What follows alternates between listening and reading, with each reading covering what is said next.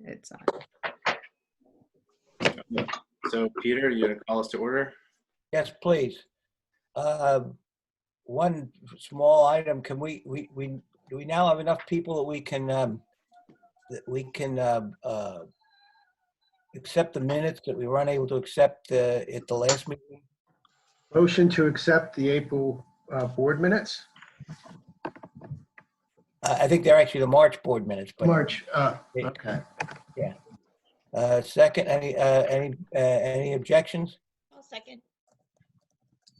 Okay, well, yeah, well, that's good. Okay. Okay, Steve, go to the agenda if you would, please, and take us through it, please. So actually, we start out with the treasurer's report. So Doug, if you want to just walk us through very quickly the standard package, but then talk through these budgetary risk areas that are on page 4 of the agenda. In the meantime, John Barrett has reached out. I think I'm going to try to get him the telephone number to call in. So take it away, Doug. So here I'm going to be a little light and quick. I just want to point out on some high areas. As the previous report, we had a variance of a new projection of $600,000 for our poor people. We are still projecting at $600,000. We're not 100% sure will we have any effects with the per people with what's going on now. So right now, for the remaining months, we need roughly $233,000 for the next 4 months so we can hit our projected new variance of $600,000. We budgeted for 7.8 million. We're projecting 8.5. We pulled back on our contribution lines. We budgeted $170,000 year to date. Right now we at 121. I made our projections pretty close to where we at, because just in case, just the way things are. So I changed the projections to $123,000. That's a difference of $47,000 decrease for that line. Our fundraising line, our fundraising contribution runs basically similar, but we just didn't book anything to our fundraising line. So I zeroed that line out for the projections. So for the revenue, we have a projected amount of $549,000. I'm gonna lightly go into the expenses and just point out 2 highlights. The first one is our benefits at 5,400 line. We're still projecting $100,000 in savings. We budgeted 1.3 million. We're looking at 1.2, give or take. So there's $100,000 there. Our office expense, this is the line that we just need to get some information from for our credit cards. We're not sure how things are going. How would that shake out right now? So we budgeted $120,000, and I'm projecting that we're going to spend $185,000. That is a variance of $64,000. So when we look at the total variance from our expenses to our projected income, we at a variance of 600, and if I round it up, at $650,000. So we're still looking at a $857,000 surplus to our budget, where we budgeted 207. So I know I went kind of fast just for the sake of time. Any questions and or concerns? What do we know about what we're going to receive from the state? So at this point, we are still invoicing what we're supposed to do. Our last invoice was submitted Friday for 1.3 and some change. We are told that we're supposed to continue invoicing as we normally do, and like what we're supposed to do. And if there's any adjustments, they'll take care of that on our final bill, which is our reconciliation. And what we're more concerned with is not our per people, which is our gen ed population. It's more so with our SPED population, where we may see the decrease or the change. We have no idea what that change or decrease would be, if any. So Do you have any word through the underground or whatever about this sort of thing? No, not at all. I've been on enough conference calls with the DOE and the charter. They don't know. The only thing that we got is if there's any change, it would happen during our last invoice, which is our reconciliation. That's where we basically tie everything together. If there's any mistakes or any changes, that's where the changes would be. So I'm hoping, I mean, right now, we're hoping that it just stays the same because the surplus that we have in our revenue came from the increase in SPED students. So any other questions around that? And Doug, the reconciliation will be what? Will be the June invoice? It's a June invoice that we Okay. get around July. Okay. Yep. So we So should know, can I interrupt? We should know what's going to happen long before then. I think the politics are starting to play out a little bit, so we'll get into that with the kind of risk areas that's coming up right now. So, and then just another quick highlight. I sent to the finance committee. I sent some information out that was dated March 17th, just to give us, you know, reassure us. At that time, we had with cash on hand, we had $3.6 million. We looked at, assuming that we didn't receive any income or any additional funds from March 17th for the next 45 days. I included payrolls, benefits, bills, family needs, that came out to roughly $1.1 million. So essentially we had, assuming, again, we get no cash for the next 45 days, we would have $2.5 million cash on hand. And so, you know, we're in a good standing when it comes to cash. We have received all our title funds from September to February. So we're up to date when it comes, and we received it in cash. So we're up to date when it comes to our Fed funding. So what else is there? I think that's it, right, Steve? I think so. If I could just summarize, all the charters are in the same boat, but we're in a strong fiscal position because of our budgeting in the past, and we're all facing this uncertainty that we'll discuss in the next section of the program. And again, I just want, just conclude, if we're not concerned that we're not going to get our money in the next 30 to 45 days, but in the event we do, we still have enough cash to pay all staff, pay all our bills for quite some time. Again, where other schools may or may not, we have enough cash on hand to weather the storm for some time. Steve, what about the purchase of the laptop and so forth? Have we bought all the laptops we need? No, we have not bought all the laptops we need. We have bought a total of 190. The need does keep shifting. We will need at least 250, so we'll need another 60 more to get to at least what we think is the baseline of optimum. But there were more kids coming out of the woodwork who, have a tablet, now it's broken. We have a lot of old equipment at home. There are families who said no initially that changed their minds, said they need more. So the data is shifting and the need will grow. What do you, at this point, estimate the gap to be between what we purchased and what we need to backfill? Everybody has what they need. If I had to put an estimate on it, I would say about another 100 laptops. Okay. And how I assume a kid without a laptop is not attending school. Generally speaking, no. There are exceptions. Kids are like, will share with a sibling or share with a parent, and the parent's work situation's unstable, so they're in and out. They'll be able to use the phone and get on. And others who, take technology in and out because a lot of the kids have older machines, things like that.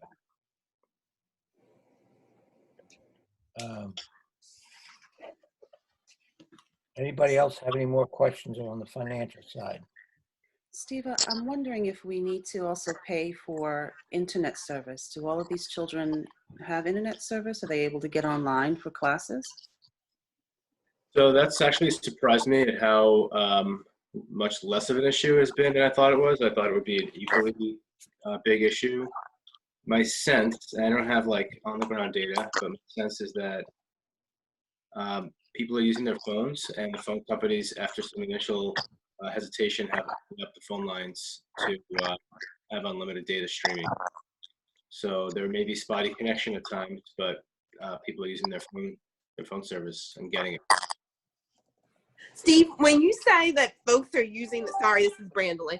When you say that folks are using their phones, do you mean that they're using their phone as a hotspot, or they're doing the work on their phone? Both.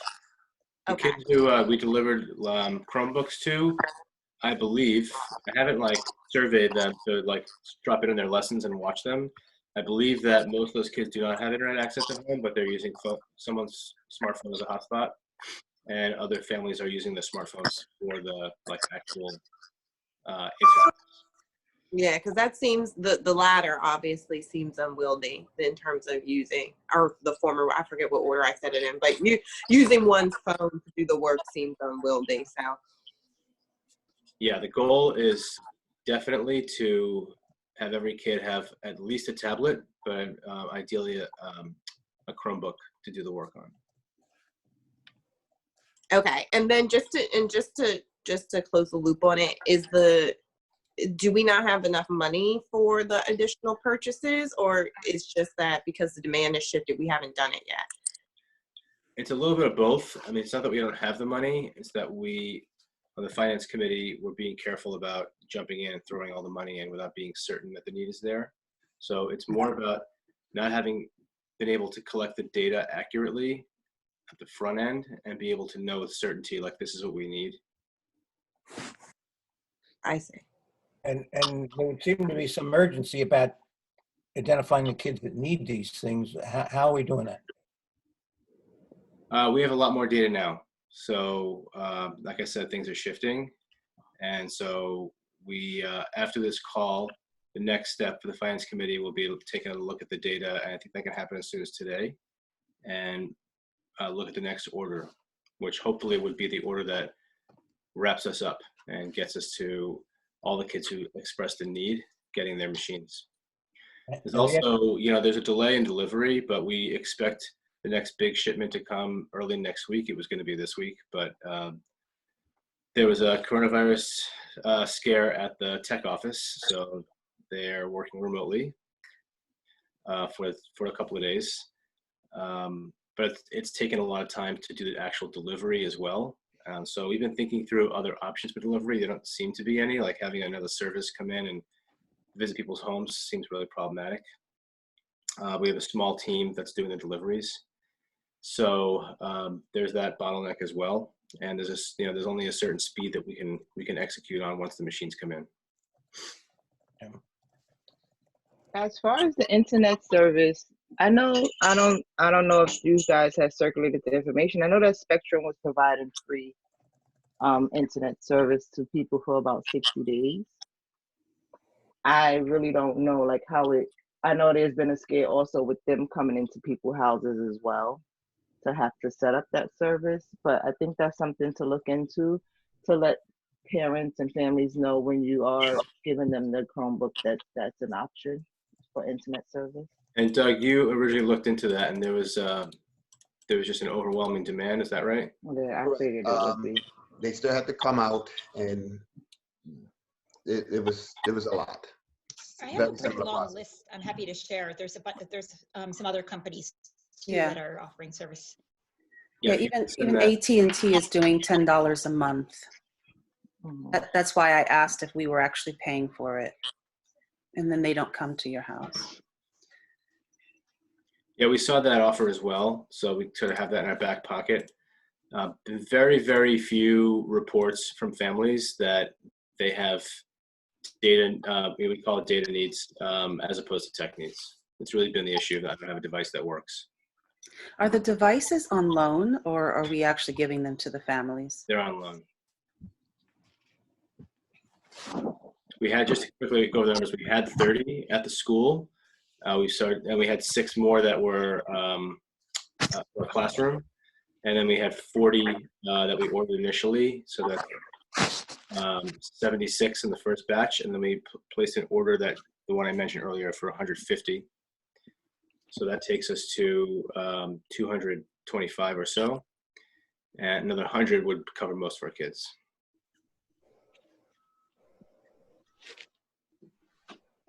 Have you had any luck? I know this is probably another slot we're going to talk about. Do you have any luck raising any money for this? We have. We've got a couple of things going.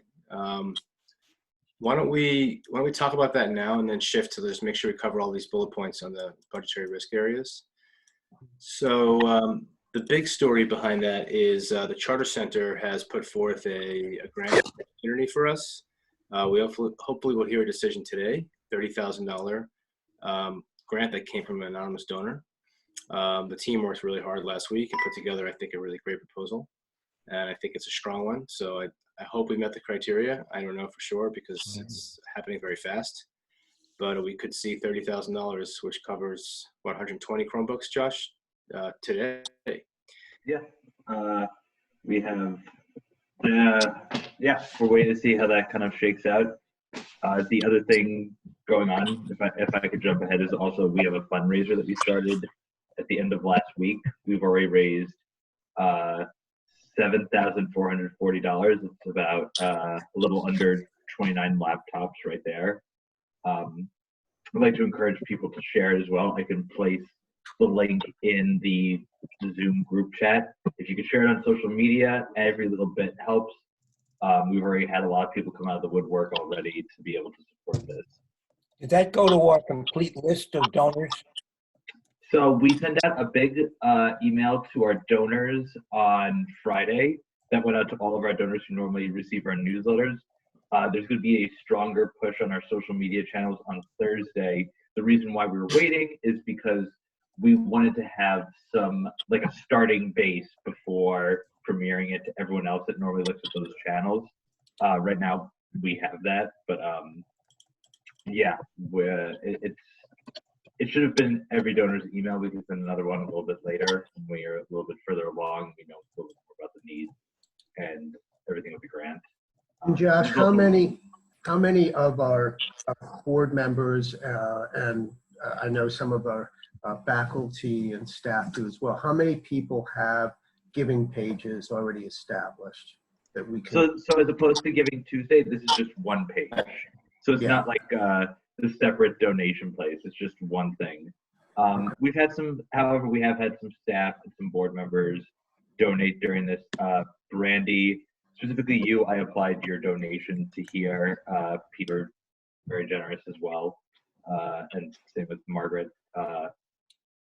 But that's where we are with that right now. But it's all one page. And you should see my match to Brandy. Let me know if it doesn't come through.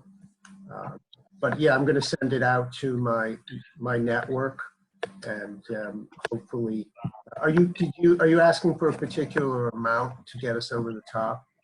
So I put 50 on there just to see, because I wasn't sure what the need would be when it came to, because we were predicting possibly 300 at different points. We don't know if like a child is going to need a computer replaced or if something's going to happen. So we are just trying to prepare for everything in the long-term event for it.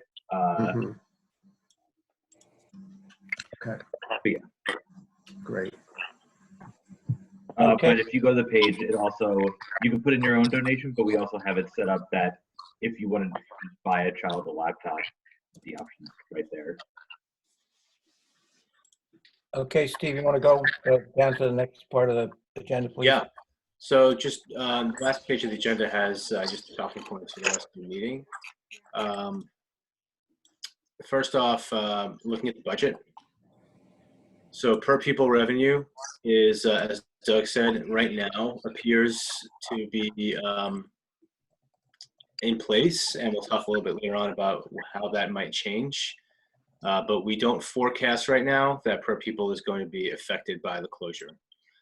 And that's because we feel secure with our remote learning plan, which is a strong one. The other schools might actually face a challenge if they haven't been doing this kind of work.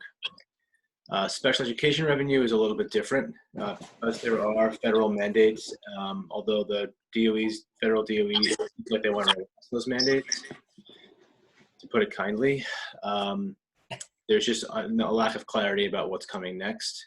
And there are weekly calls happening with this authorizer, getting school leaders together on Zoom chats like this and talking through what's happening, and no one knows anything about this.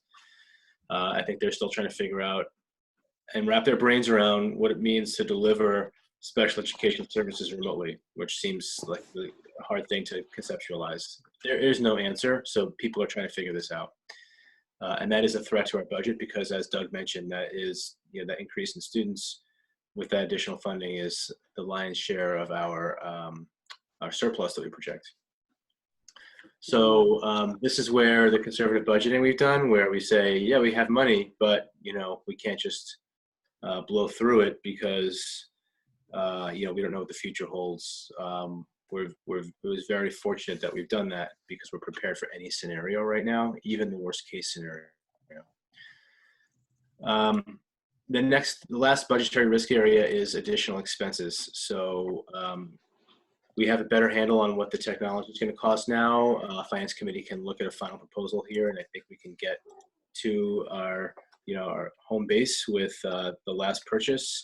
And I'm going to try to get the data to a place where we can not overspend, but have enough surplus machines that, if, as Josh said, if we need additional, surprise technology, we'll have that on hand also. A second budgetary risk area, and by the way, the fundraising has been robust for that. If that 30,000 comes through, that covers a lot of that expense. Doesn't cover half of it, but it covers a lot of it.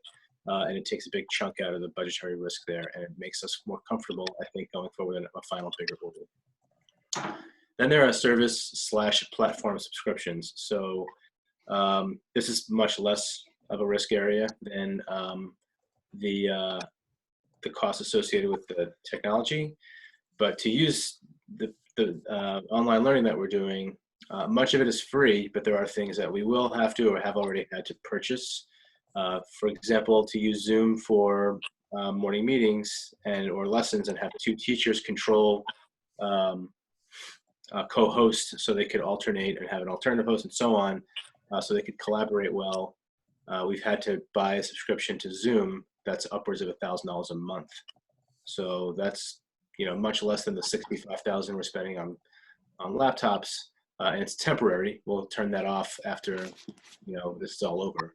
But that's an example. We're also looking at a variety of different educational platforms to enhance and make more efficient and sustainable our remote learning.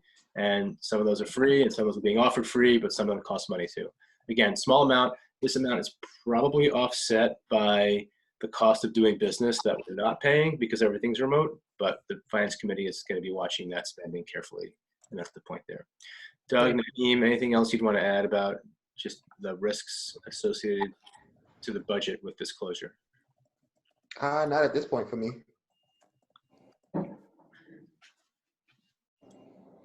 Okay, so what we have, Margaret and I put together is just a few big categories for us to talk about as a board, and get on the same page about, share information, and then answer questions. So a lot of things, first thing is just routine board activities. A lot has come screeching to a halt, of course. Things that were urgent priorities a few weeks ago are now totally on the shelf. And things that should be urgent priorities have had to wait, and now we have to get back into the flow. So things that have been largely on hold, not entirely, but largely on hold. So first off, lottery reporting. We are expecting to proceed with our lottery at the end of this week. Wow. We may hear from the authorizer that all lotteries are pushed back to May 1st. They're actively discussing that right now. Some schools have already decided to push their lottery back a month. I don't know what that would do. I don't think it would help anybody. If we have the capacity to follow through, and that is a question. We have a large team, and a lot of people are not fully engaged in the online learning because of their roles. We should be able to make all the calls next week to the people who win the lottery and get them started signed up for next fall. If we find that we can't do that, we could always push the lottery back, as like I said, some schools have done. But even if we have a lot fewer applications than we want, there's no risk because we can keep accepting applications after the lottery happens. It's just a matter of us being able to pull the trigger and say, okay, you've been legally authorized to enroll at our school, and now we can start the process with you. So I don't see any reason to hold off on the lottery. The Common Application, which is the New York City Charter Center's tool, will continue accepting applications through late April, which is a change based on the closures. But that does not affect lotteries. So we can have a lottery and then add to our waiting list through the application portal. So you haven't seen any enrollment information. Alejandro is focusing on this, wrapping up this first big round of Chromebook distribution today and tomorrow. And I'll make sure to get everybody lottery numbers before the lottery on Friday. Any questions, comments about lottery and enrollment? On the other end of the spectrum, what about our fifth graders? Do they know where they're supposed to go to school next year? Not yet. They will. Dan, do you want to turnkey anything Marianne's chair? Or do you want me to handle that? You can handle it. Not a whole lot's changed. The timeline, I'm not sure exactly when it is, but it's coming up. They will be getting their information. Things are proceeding, and Marianne has her eagle eye on the process. Okay, fine, that's enough. The only thing that she's shifted is emphasizing the charter. The charter deadlines may move back, and encouraging families to apply to charters as either the first choice or backup options to the DOE schools. And we don't know when charters are shifting their deadlines.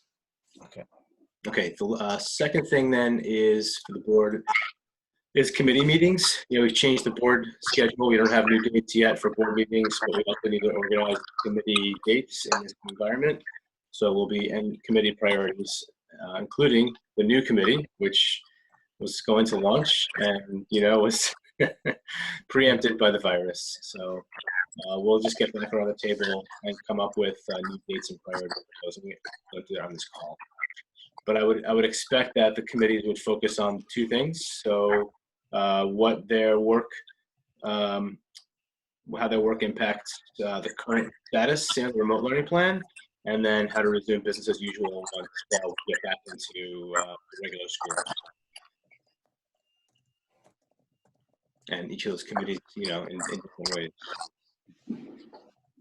Are we going to try to adhere to the same schedule that we previously published, or are the committees altering their schedules? I'm not sure. I mean, I think people's schedules are all different now, so we can circulate. Margaret and I can circulate the schedule and inform the people that the times that are there working if they're not shift. Okay. And last thing I had was occurring now with shifts and approach, and that's fundraising work. So Josh has been very active. He did a lot of work that was not fundraising, helping the remote learning plan get going with some of the tech stuff and behind the scenes, and messaging information to families and staff. But in the last week, he's really shifted back to full fundraising mode and bringing in the cash. So the focus has been on fundraising for this, the expenses associated with this experience, and less with event planning and things that he was doing for the spring. Josh, you want to just give us 30 seconds on where fundraising stands and what's happening, what you're thinking now for the next month? So right now, like Steve said, all the different events that we were kind of using to apply for, especially for our unique gifts to keep the Morris and Alma Shapiro grant, obviously all that got sidetracked. I do believe that Morris and Alma Shapiro will be very understanding of the situation. That being said, I do think we will still hit our 75,000 unique gives. People have had a very generous spirit as of late. I reached out to Salesforce, who usually come by and do a big fundraising push for Field Day, and they sound like they will be active with that kind of stuff. aside from the general fundraising that I've mentioned already, a lot of what we're doing right now is going through and seeing who else is offering grants at the moment, who else is responding to the crisis and is very, what was really good about the one that we applied to was it was very aware of what the needs were. It was a grant almost tailor-made to what we're trying to do, which is make sure our kids are getting educated during this time. So we're going to be working with a lot more of the different providers and people that are offering these kinds of opportunities, trying to either get more laptops or more technology services to make sure that we don't miss any gaps in education.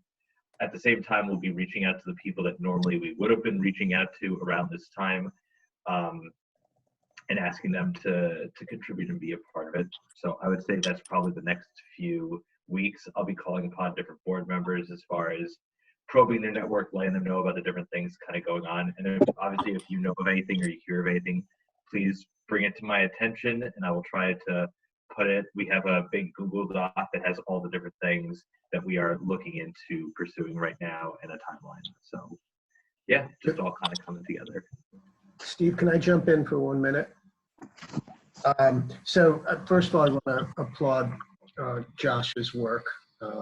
It's been really helpful, and Pete and Virginia for their help on the grant as well, and Mary Ann. I cannot implore board members enough, and those of you who are vitally invested in the school as teachers and administrators, how important it is to help close this gap. And I saw a great request for donations. Someone said, hey, that now that you are shuttered, how about that night out, giving it toward this particular charity? And if everybody thinks like that and you get your social networks thinking like that, it will help both on the bottom line, which we desperately need, but also, as Josh referenced, those unique donors. Every bit matters right now. Obviously, we're competing against myriad of charities and worthy causes. If ever there was a time to really push your friends and family for something, this is it. And that is probably the hardest sell I will ever give this board, and the hardest sell I ever have given this board. But I do think that these are perilous times, and we need to support our students and our faculty. And I just want to thank all of the faculty and staff that are on the call this morning. That makes us feel great as trustees that everyone is invested in this. I don't want to speak for all of my colleagues on the board, but I think I do when I say a big thank you to all of you. Yeah. Yep, definitely. Thank you, Ken. I will also say that as fundraising momentum picks up, and the 30,000 would be a huge lift, but the individual gifts, Brandy, you got the ball rolling. You were the first one, and Ken, you matched, and Pete, you gave a big gift. That just gives us on the finance committee confidence to go off and just be able to say what we wanted to say at the beginning, which is let's just order everything we might possibly need because it takes care of it. We can't do that and be responsible, but with fundraising at our back, we can actually do that. So thank you. Should we move on to just the updates on the plan? Yep. So first off, generally, wanted to share what the plan was about. I think I said this the last time, but this team has now pulled off a remote school, and it is a high functioning school. So there've been two heroes who have spearheaded this plan, and they're on the call. They're Dan and Viva, so they deserve big shout outs for putting together this really amazing program. Margaret and my contribution to it at the front end was consultation and helping determine the parameters, talking through and trying to support, but they did the heavy lifting on the thinking of detail work, and Viva basically built the website from scratch. and they have managed it, and they have focused the team, the teaching team, and they have run it with great proficiency and attention to detail. I think it's really strong, but it's only the beginning. If this goes on for months, we may have more things we have to include as the authorizers develop more guidance. And as we reflect and we, experience it with teachers and families and kids, then we'll be making more tweaks. So we've designed it to be done in phases. So we're in phase 2. Phase 1 was just getting in contact with families and getting ourselves organized when the first week happened. Phase 2 was the launch of the virtual school, and we're still in that phase where tweaks are happening, but we can't say this is our long-term plan. And we're starting the strategic process actually today of determining what the long-term plan is if this goes on for months. But basically the outline of it, and Danny, you can fill in details, and Margaret as well. There are 2 live sessions at a minimum per day per child. There's a 9:30 morning meeting for every student in every class, and then there's a 2 p.m. Live lesson. Some of those are taught by special teachers twice a week, and 3 times a week they're taught by the classroom teachers, with a variety of special guests and experiences that happen. A lot of cross-collaboration happening during these lessons, which is really exciting to see. And as a parent, I also want to underscore the power of the morning meeting, because we have 2 daughters who are in the DOE schools, and they're doing a remote learning plan also. And it's very confusing and thin. And one thing that's been disorienting is having a morning meeting, which our daughter's school is not doing. They're doing it sporadically, but to not be able to count on that, not have that sense of community there, has been a big gap for us, and having our daughters feel like they're being fully taken care of by everybody during this time. So I know, and Monica, as a parent at our school, you could probably speak to your experience and whether the morning meetings have been valuable for your kids. I hope they have. They have been. They have been. They really look forward to it. I must say, I've spoken to like other people, like you said, that go to DOE schools, go to different schools, and no one is doing this on this scale that I've heard of. And they really do look forward to it, although right now Morgan is having a hard time getting up. But it gives them definitely something to look forward to see their teachers. They were really excited to see like Mr. Green and Mr. Edward doing gym. That was like, they were over the moon about that. Like, wow, we're really doing gym at home.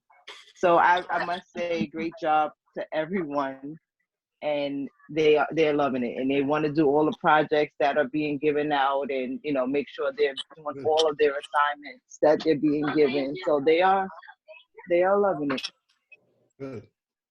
As someone who attended Maureen's 4th grade morning meeting a few days ago, I endorse what Monica had to say very enthusiastically. I agree.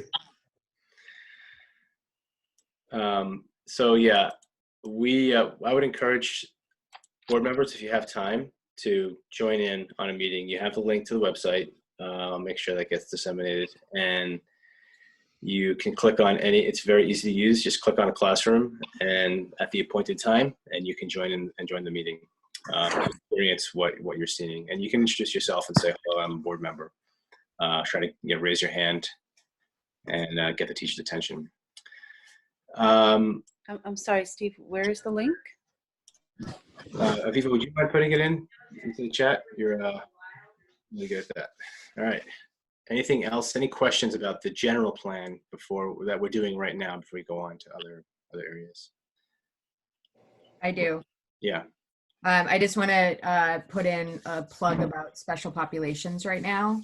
So our manager of special ed services does have a full schedule for all of our providers, and most families have been reached. We still have a couple of unreachable families, so I'm working with her to troubleshoot how we're going to get a hold of them. And the most important reason of an initial contact with families is because the related service providers cannot provide any services without parent consent.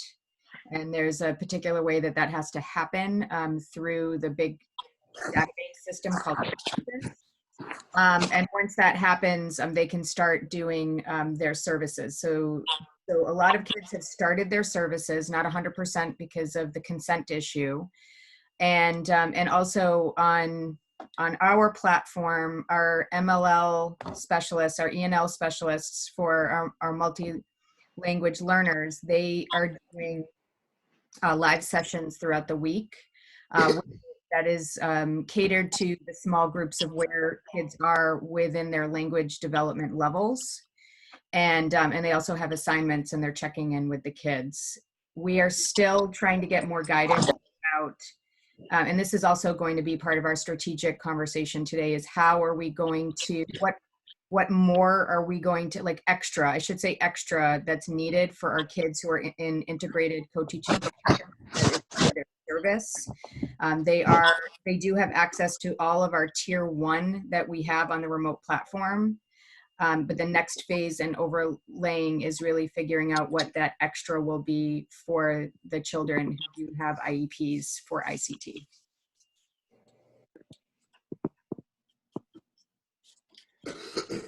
Margaret, you want to say a word about the business side of special education, like the annual IEP meetings and all that stuff? Sure. So this seems to be evolving, but right now, the CSE is working remotely. They are able to do annual meetings. So any children who have an IEP that just have annual meetings, that can happen. Initials and reevaluations are very tenuous and vulnerable right now. And they, I guess, just as a pat statement, they're not doing it. But there is a little bit of a caveat. The reason why they can't do them is because there's an evaluation process for any service that is being requested that may be granted in an IEP meeting in an initial or a re-eval. Those evaluations cannot happen right now because they have not been approved to be telephonic or video. They have to be in person.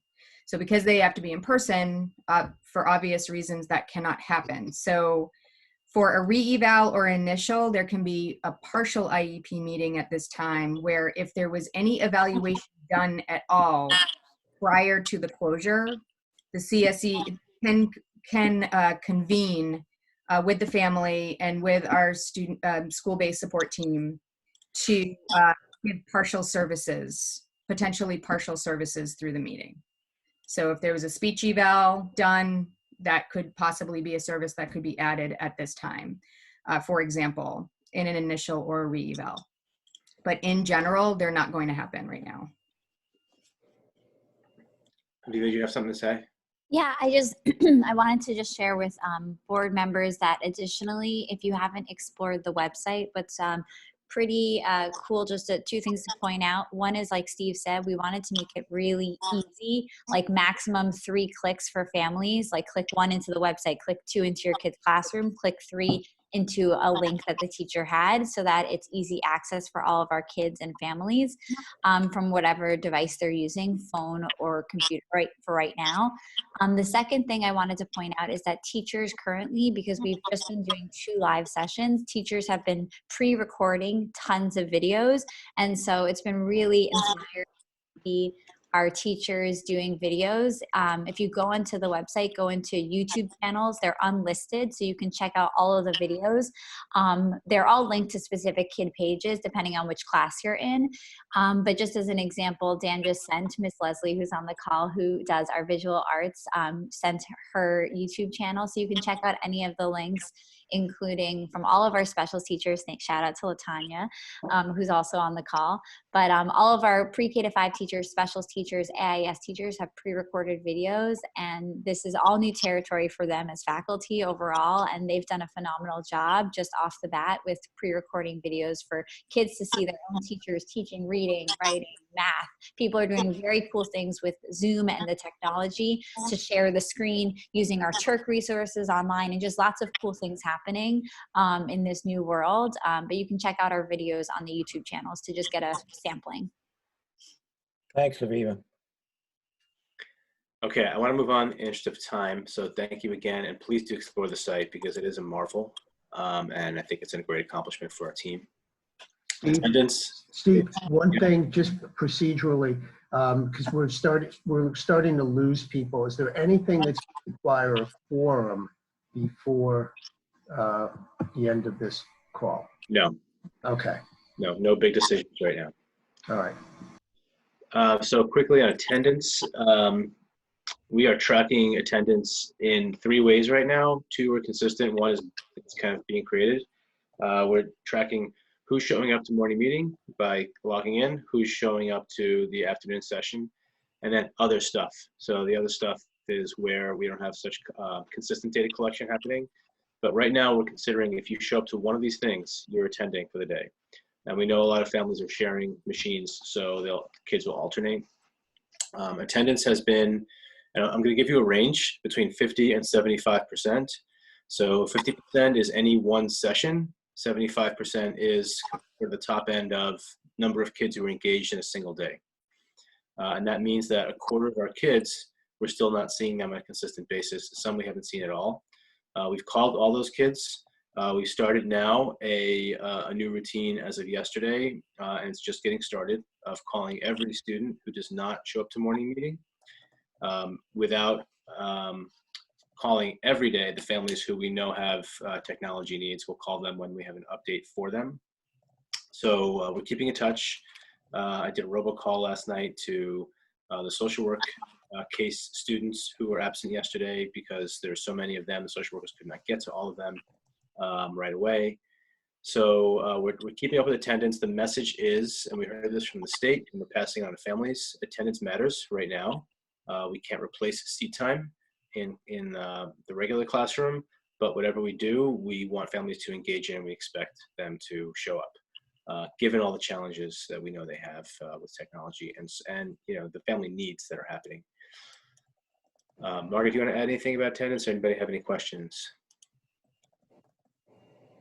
No, just that we're going, as we look strategically at the next phase is, for the length of how long this goes on, we're going to really be identifying everything that could be evidence of a child being in attendance.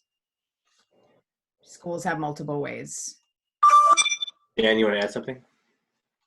Yeah, the one data piece that's not currently in our official attendance is our academic intervention teachers are currently working with their students. So they are working either one-on-one or in small groups right now, and they're keeping track of their own attendance. It's not yet feeding into our sort of automated system of trackers all going into our percentage. So at some point soon, we're gonna have to sort of backfill students who have been participating, but are not currently in that count. And those are the students who are in RTI for reading. Great. Yeah, other points of contact too that we just have not folded in yet that we'll be able to add. I have a question, just as far as tracking the attendance and what that really means. I mean, I understand attendance, it does matter at this time, but I just ask that because I have spoken to parents, whether in the school or, just parents that I know that get a little anxious about the fact that they're counting attendance and they may not have the resources or, the proper setup yet. And they get a little anxious about what that means for them. Well, go ahead, Margaret.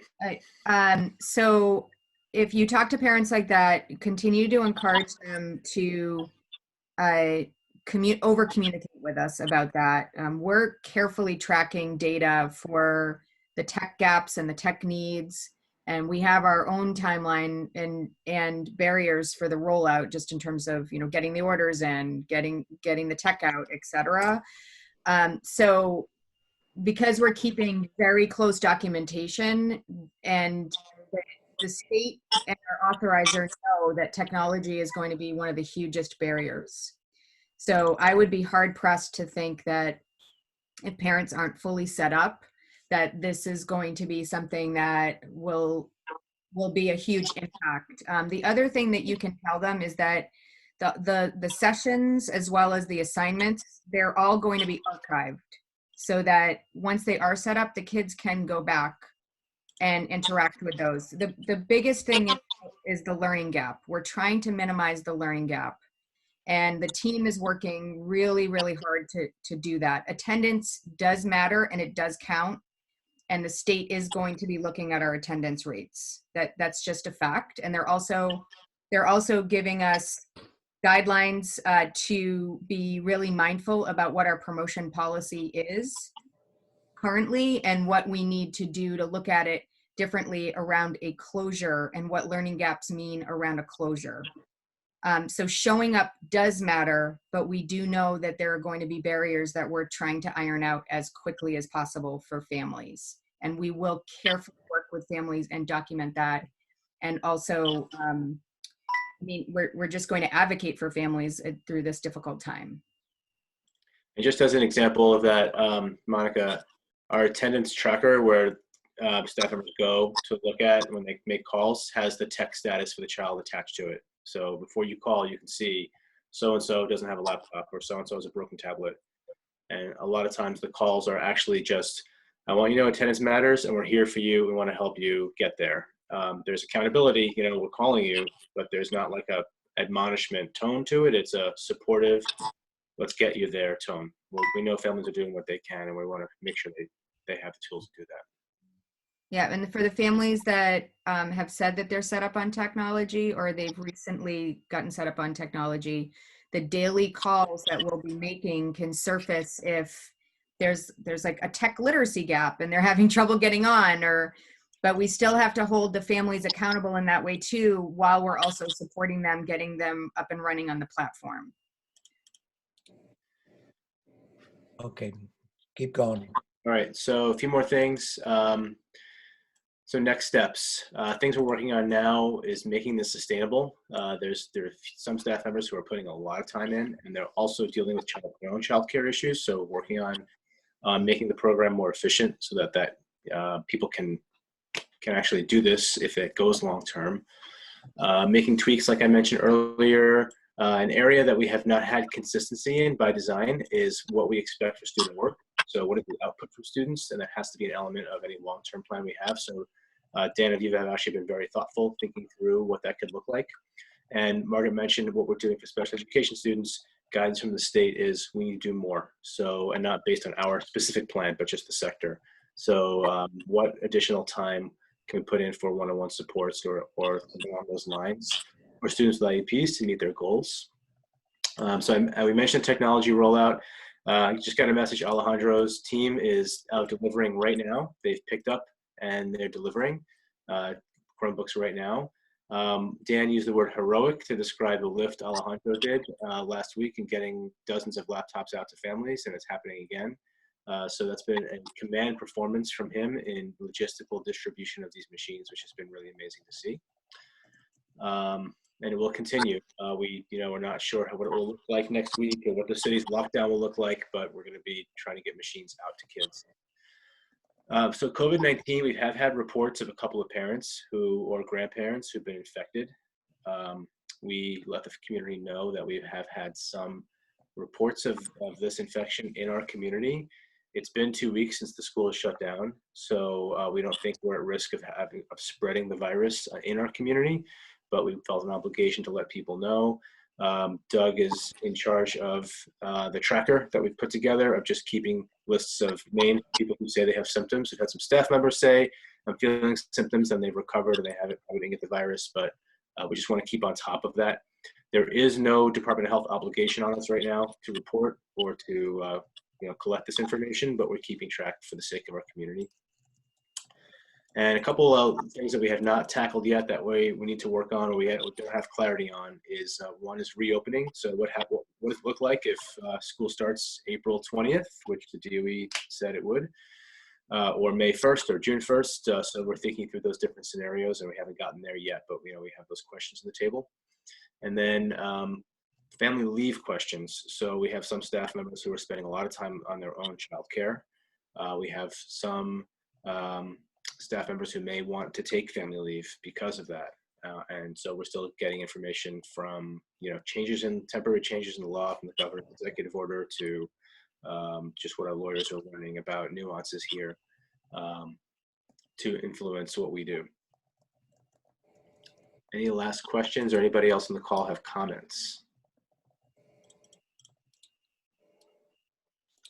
I think, Steve, can you give an update just on students and meals? Like, are families being fed? Are you having a lot of issues with that? It seems to me that the DOE's program has been effective.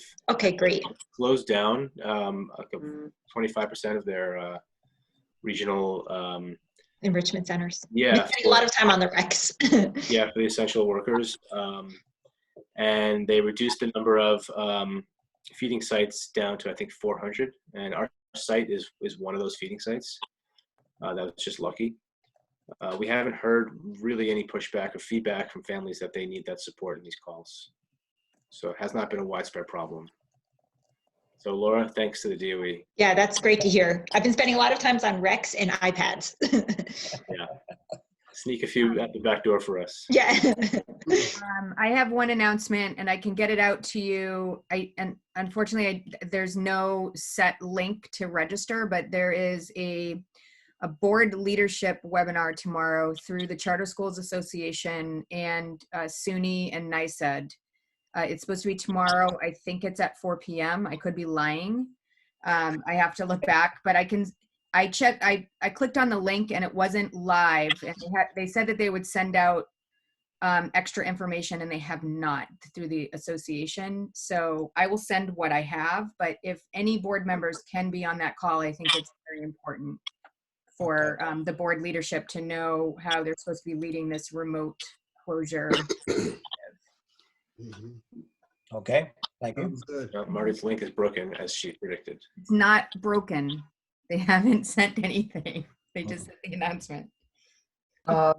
Also, for teacher mental health, the JED Foundation, that's capital J, capital E, capital D Foundation, is offering special resources for all teachers.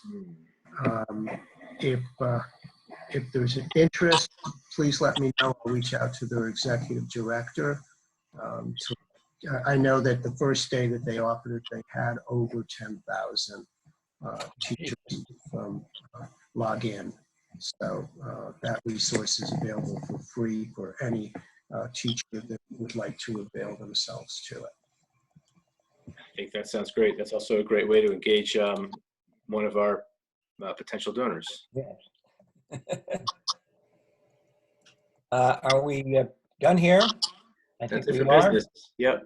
I want to thank all of you for the extraordinary work you've done over the last, you always do extraordinary work, but even more so over the last 2 weeks. As I said, I attended a class last week. I was very impressed. And I'm impressed by everything I've heard today and our other conversations that we've had in the last few days. And just keep it up and tell your faculty and staff for me and for everybody on the board that we admire greatly what they've done, and their perseverance in the days ahead will be an extraordinarily important factor as we go on. Thank you, Pete. I think the energy and the attention of the board has been a really powerful force for us so far in this plan. I appreciate it. Yeah, and I second Pete's sentiments. Thank you to all of you. Yes. True. Yes. Okay. Look for an email with next steps from us with the meeting dates, and appreciate your time. Have a great rest of your isolated day. Bye. Safe and healthy, everyone. Thanks, everybody. Bye. Thank you.